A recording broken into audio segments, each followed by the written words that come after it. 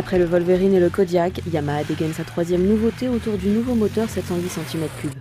N'oublions pas que Yamaha a été précurseur du quad baroudeur avec son Grizzly et près de 200 000 machines se sont déjà vendues dans le monde. Avec son look séducteur et des innovations très intéressantes, ce Grizzly 700 EPS remplace le modèle apparu en 2007 et c'est une pièce majeure pour Yamaha dans sa reconquête du marché français. Le châssis a été amélioré par différents renforts et le Grizzly gagne 5 cm en largeur, 13 mm en hauteur, accompagné de retouches esthétiques avec des lignes plus tendues qui lui confèrent un look beaucoup plus moderne et agressif, mais sans excès. On remarque aussi des feux à LED à l'avant comme à l'arrière. Un treuil est également venu se loger à l'avant juste sous le bumper. Les porte-bagages avant et arrière ont été revus et augmentent leur charge.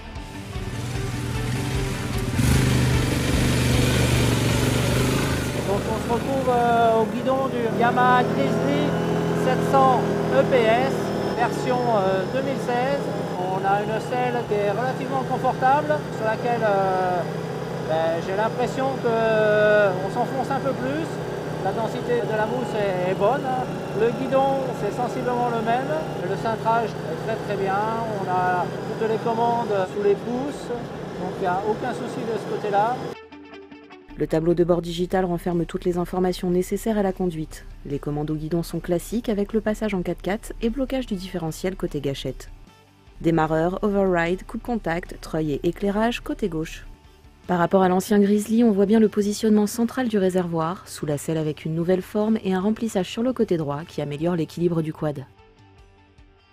On trouve un nouveau filtre à air avec une cartouche circulaire et un nouveau positionnement, accessible sans outil. Le moteur est celui que l'on a découvert sur le Wolverine et le Kodiaq. Un monocylindre 4 temps qui gagne donc en cylindrée, passant de 686 à 708 cm3, coiffé d'une culasse double arbre, avec gain principalement sur le couple. Ça remonte, on va accélérer un petit peu. Le moteur est progressif, c'est souple, c'est peut-être moins violent que les anciennes versions. Ça a l'air d'être très efficace, hein, ça monte bien partout. Et là, on va attaquer une grosse descente qui va nous permettre de voir un peu le frein moteur, comment il a évolué.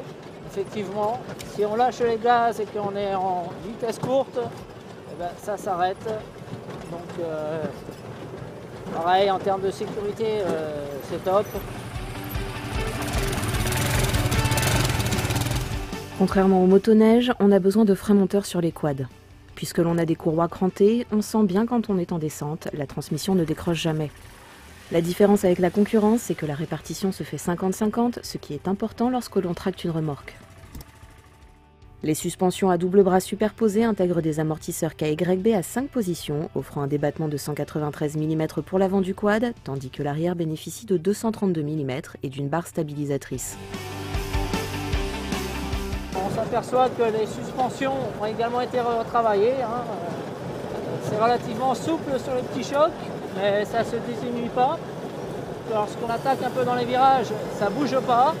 Ça reste stable, contrairement à l'ancienne version. C'est un gage de sécurité. Ils se sont de suite très à l'aise sur la machine.